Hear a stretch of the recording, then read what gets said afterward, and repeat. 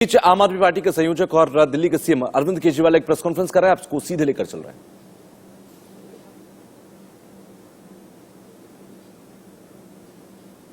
रखना है, हमें जनता को हेल्दी रखना है और जनता स्वस्थ रहेगी। अगर रोज लोग योगा करेंगे, प्राणायाम करेंगे तो जनता को बीमारियां ही नहीं होंगी।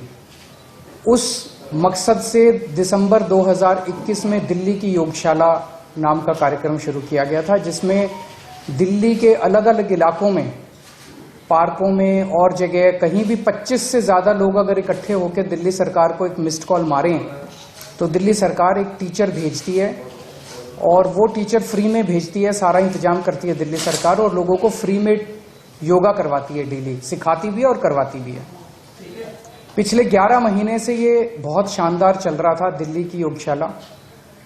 लगभग 590 स्थानों पे क्लासेस डेली चलती थी योगा की और इनमें 17,000 के करीब बेनिफिशियरीज आ रहे थे डेली। हमारा मकसद था इसको 17,000 से भी और बहुत आगे ले जाना। नया नया कार्यक्रम था लेकिन बहुत तेजी से बढ़ रहा था, लोग बहुत खुश थे। इन 17,000 में कई ऐसे लोग थे जो कि पोस्ट कोविड कॉम्प्लिकेशंस से जूझ रहे थे, उनके लंग्स में जो भी कॉम्प्लिकेशंस थी। तो 10-11 हजार लोग ऐसे थे जो कि पोस्ट कोविड कॉम्प्लिकेशन से जूझ रहे थे, उन्हें बहुत फायदा हो रहा था। मुझे बेहद दुख के साथ कहना पड़ रहा है कि इन लोगों ने मिलके आज से योगा क्लासेस बंद कर दी हैं दिल्ली के अंदर। आज सुबह दिल्ली के अंदर योगा क्लासेस नहीं हुई, जो ये फ्री योगा क्लासेस होती थी, आज सुबह से दिल्ली के अंदर ये योगा क्लासेस नहीं हुई। तो 17,000 बेनिफिशियरीज जो थे वो योगा करने से रह गए। जो लोग बीमार थे, अस्थमा से बीमार थे, पोस्ट कोविड कॉम्प्लिकेशन से बीमार थे, वो आज योगा करने से रह गए और आज के बाद से इन्होंने कहा है कि योगा क्लासेस नहीं होंगी। ये बहुत ही दुख की बात है, बेहद दुख की बात है। योगा कौन बंद करता है? पहली बार सुना होगा कि इतना अच्छा, लोगों की सेहत के लिए इतना अच्छा कार्यक्रम था और उसे सत्ता के नशे में, अहंकार के नशे में इन लोगों ने केवल पेटी पॉलिटिक्स के चलते इन्होंने इसको बंद कर दिया। जब से ये खबर पिछले कुछ दिनों से समाचार ये चल रहा है कि योगा की क्लासेस बंद होने वाली है, योगा क्लासेस बंद होने वाली है, लोगों में बहुत गुस्सा है इसको लेकर, बहुत ज्यादा। और आज जब अखबारों में छपा कि ये योगा क्लासेस बंद होने वाली हैं, मेरे पास कई टीचर्स के फोन आए जो टीचर्स ये क्लासेस लेते हैं। उन टीचर्स ने कहा कि सर क्लासेस बंद नहीं होनी चाहिए, हम क्लासेस करेंगे, हम पेमेंट नहीं लेंगे, हम बिना पेमेंट के क्लासेस करेंगे।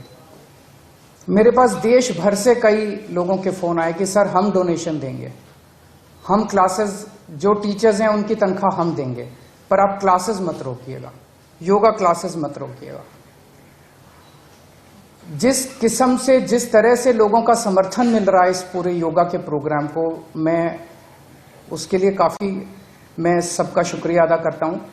तो मैं आज ये ऐलान करना चाहता हूं कि योगा क्लासेस बंद नहीं होंगी, योगा बंद नहीं होगा। ये लोग अपने सत्ता के अहंकार में कानून का दुरुपयोग करके, अफसरों को डरा धमका के, एडमिनिस्ट्रेशन का गलत दुरुपयोग करके ये चाहे सरकार का समर्थन वापस ले लें, लेकिन दिल्ली के 2 करोड़ लोग मिलके इन योगा क्लासेस को करवाएंगे। ये योगा क्लासेस जारी रहेंगी। मेरी सभी टीचर्स से अपील है कि आप योगा क्लासेस में कल से जाइए, आप योगा क्लासेस लीजिए। मुझे अगर घर घर जाके भीख भी मांगनी पड़ेगी कटोरा लेके, मैं खुद जाके भीख मांगूंगा लोगों से और आपकी पेमेंट करूंगा। जो भी आपके चार्जेस हैं वो मैं चार्जेस दूंगा और योगा क्लासेस होंगी। योगा क्लासेस को रोका नहीं जाएगा। हमारा मकसद है 17,000 नहीं, 17,000 तो बिगनिंग है, 17 लाख लोगों को, और अंत पंत में 2 करोड़ दिल्ली के लोगों को योगा सिखाएंगे हम। और हम देखते हैं कि कैसे रोकते हैं ये लोग। ये लोग अपने सत्ता का दुरुपयोग करके रोकेंगे तो दिल्ली की जनता जो है वो इसका जवाब देगी। और अभी तो दिल्ली में शुरू हुई है। मेरी भगवंत मान साहब से, जो पंजाब के मुख्यमंत्री हैं, उनसे भी बात हुई है। पंजाब के अंदर भी हम पंजाब के 3 करोड़ लोगों को योगा सिखाएंगे।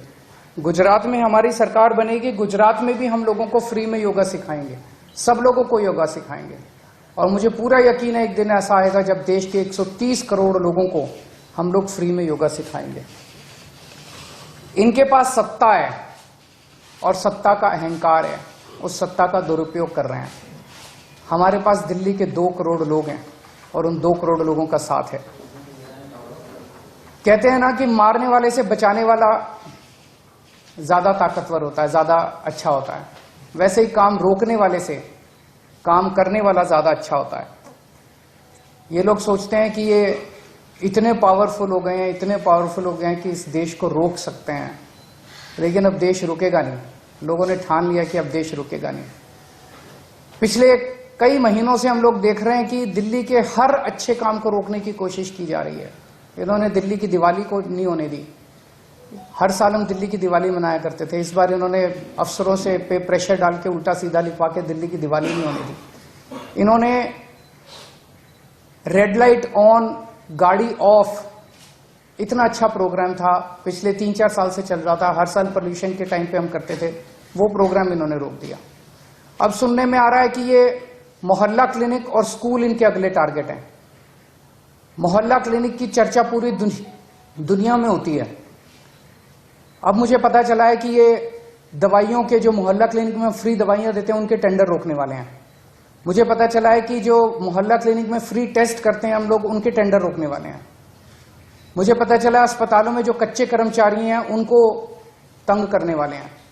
स्कूलों के अंदर गेस्ट टीचर्स को तंग करेंगे, उनको निकालने की कोशिश करेंगे, कच्चे कर्मचारियों को तंग करेंगे ताकि स्कूलों में बाधा पहुंचे, स्कूलों में पढ़ाई में अड़चन आए बच्चों के, ताकि मोहल्ला क्लिनिक में बाधा पहुंचे, मोहल्ला क्लिनिक में अड़चन आए, अस्पतालों में अड़चन आए। ये हर चीज रोकना चाहते हैं। पर मैं दिल्ली के लोगों को यकीन दिलाना चाहता हूं, विश्वास दिलाना चाहता हूं कि आप बिल्कुल चिंता मत करना। मैं आपके साथ खड़ा हूं, मैं आपकी ढाल बन के खड़ा हूं।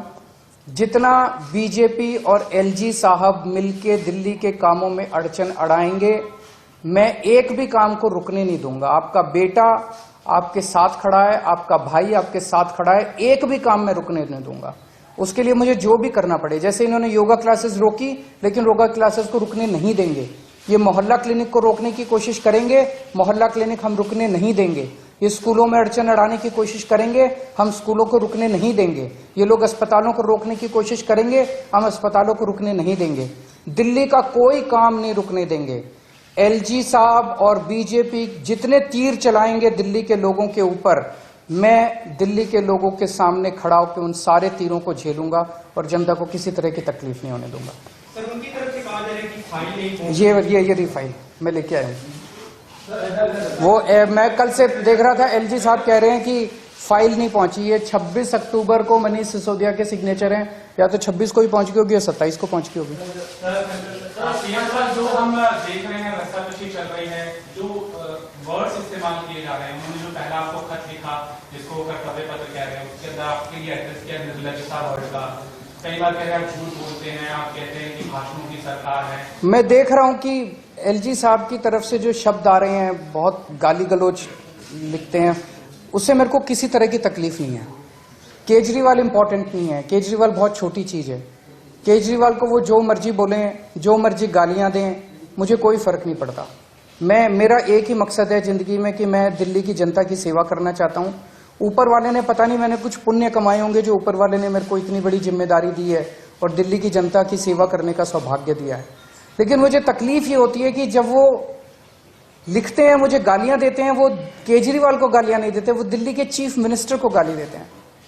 और दिल्ली का चीफ मिनिस्टर दिल्ली के 2 करोड़ लोगों का रिप्रेजेंटेटिव है। दिल्ली के चीफ मिनिस्टर को गाली देके वो दिल्ली के 2 करोड़ लोगों का अपमान कर रहे हैं, उनके वोट का अपमान कर रहे हैं, दिल्ली के लोगों के भरोसे का अपमान कर रहे हैं, दिल्ली के लोगों का अपमान कर रहे हैं। ये ठीक नहीं है। दिल्ली के लोगों का अपमान नहीं होना चाहिए। और गाली गलौज की राजनीति से क्या निकलता है? सर, आप और आपकी पार्टी कह रहे हैं कि एमसीडी जो है, जो बीजेपी शासन वाली एमसीडी है, दिल्ली में 16 और कूड़ा घर बनाने की तैयारी चल रही है। एलजी साहब कह रहे हैं कि ऐसी कोई तैयारी नहीं है। उन्होंने कहा है कि जो लोग मिसलीड कर रहे हैं, झूठ फैला रहे हैं, उनके खिलाफ एमसीडी को निर्देश दिया है कि कानूनी कार्रवाई वो लोग करें। अभी चुनाव के पहले वो और क्या कर सकते हैं?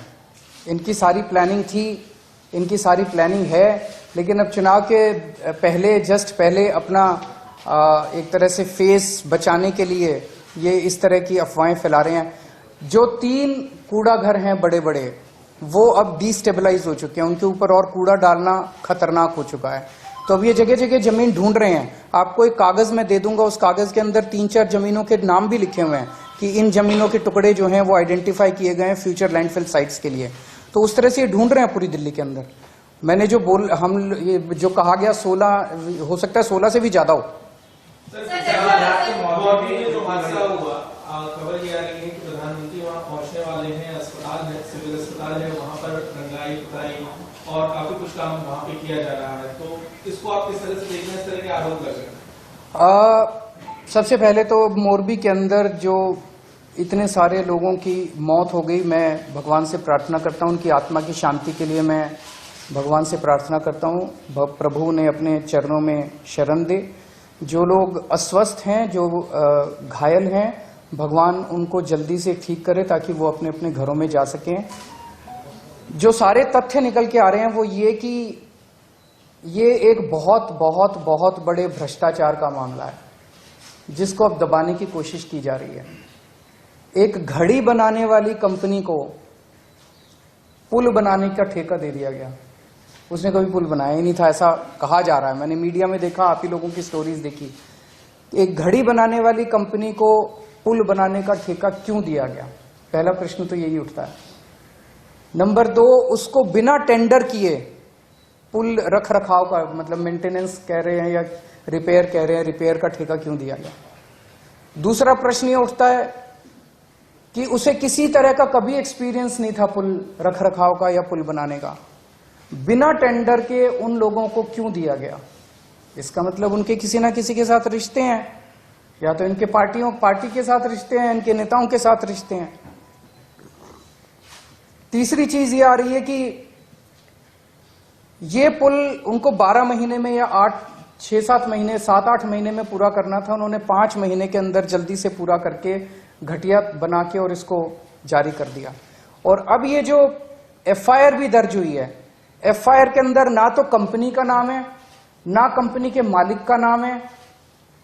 तो अभी से अस्पताल की पुताई तो अलग है, लेकिन मामले की पूरी लीपा पोती पे चालू हो गया है। उनको बचाने का, कंपनी को बचाने का और कंपनी के मालिक को बचाने का पूरा काम शुरू हो गया है। एक आरोप ये लग रहा है, ये पता करना, ये आप लोगों को पता करना पड़ेगा। मैं उनसे पूछना भी चाहता हूं कि क्या ये सच है जो आरोप लग रहा है कि उन्होंने इनकी पार्टी को चंदा दिया है और भारी चंदा दिया है, और क्या ये उसका एक तरह से वो है? तो ये सारे जवाब तो देने पड़ेंगे। इतने सारे लोगों की डेथ हो गई है, और मैं समझता हूं कि अगर 150 लोगों की एक डेथ इतने बड़े भ्रष्टाचार की वजह से हो जाए, तो उस राज्य के मुख्यमंत्री को मुख्यमंत्री बने रहने का कोई नैतिक अधिकार नहीं है। गुजरात की सरकार को इस्तीफा देके तुरंत चुनाव करा देने चाहिए।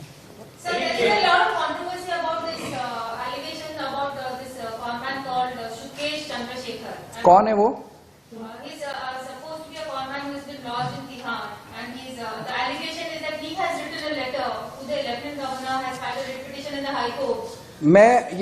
मैंने पढ़ा, आपके चैनलों पे भी देखा। पंजाब चुनाव के पहले ये लोग कुमार विश्वास को लेके आए थे। भारतीय जनता पार्टी ने जब देखा था कि पंजाब चुनाव वो हार रहे हैं, तो कुमार विश्वास के कंधे पे बंदूक रख के चलाई।